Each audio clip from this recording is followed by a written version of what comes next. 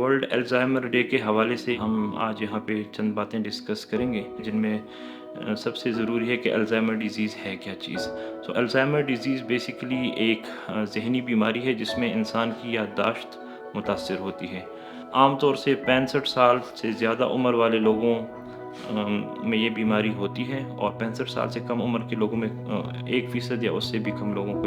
یہ بیماری متاثر کرتی ہے۔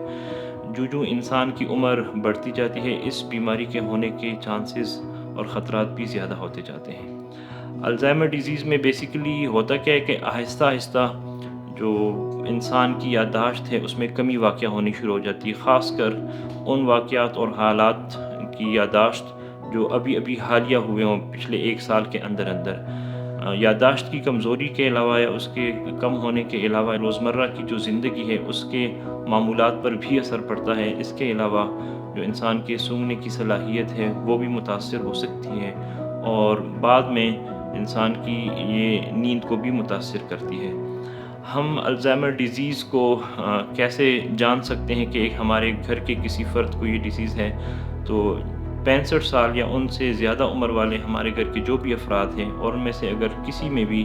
ہمیں پتہ چلے کہ ان میں یادداشت کا کسی قسم کا کوئی مسئلہ ہو رہا ہے، تو ہمیں چاہیے کہ ہم ایسے افراد کو اپنے کسی قریبی معالج جو میڈیکل اسپیشلسٹ بھی ہو سکتے ہیں یا نیورولوجسٹ جو اعصاب کے ماہر ڈاکٹر ہیں ان کو دکھائیں۔ اس بیماری کی ڈائگنوسس یا تشخیص کیسے ہوگی؟ نیورولوجسٹ یا میڈیکل اسپیشلسٹ ایک تو اب اس مریض کا تفصیلی معائنہ کریں گے، ان سے سوالات پوچھیں گے، ان سوالات کے ذریعے بھی کافی حد تک پتہ چل جائے گا، اور اس کے علاوہ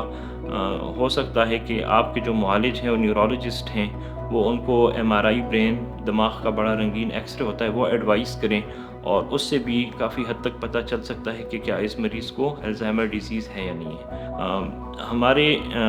معاشرے میں ان افراد کو مدد کرنے کے لیے سب سے زیادہ ضروری ہے کہ کسی بھی گھر میں جو عمر رسیدہ افراد ہیں جن کی 65 سال یا ان سے زیادہ عمر ہے،